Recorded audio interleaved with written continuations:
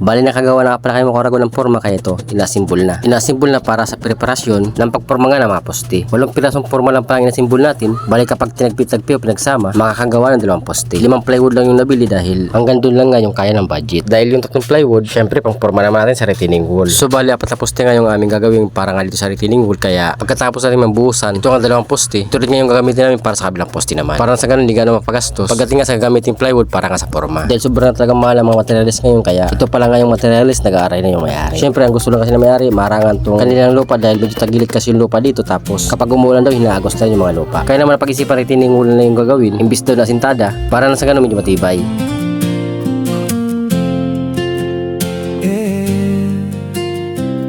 Araw-araw sa init, pawis ang puhunan sa bawat buhos ng semento.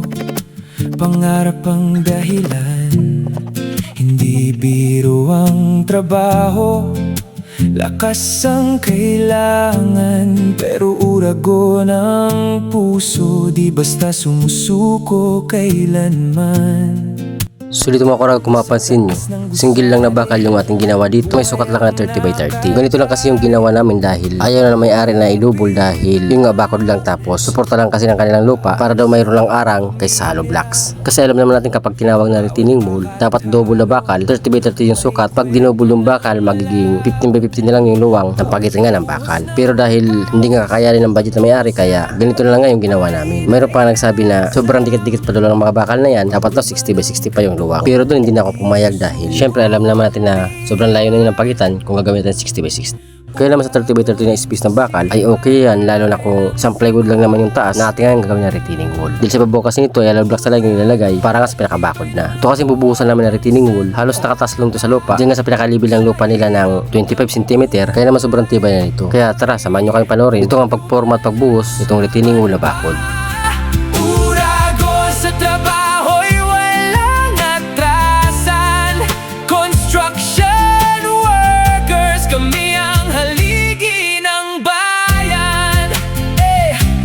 Apat na buwan sa site, walang iwanan, barkadahan sa trabaho, parang pamilya na rin minsan. Sa tanghali pahinga, kwentuhan saglit, pero balik agad. Trabaho'y hindi pwede ipagpalit, sa vlog ko makikita ang tunay na buhay ng mga urago na walang inuurungan na laban. Hindi man sikat pero astig ang galawan, sa bawat proyekto kami ang dahilan.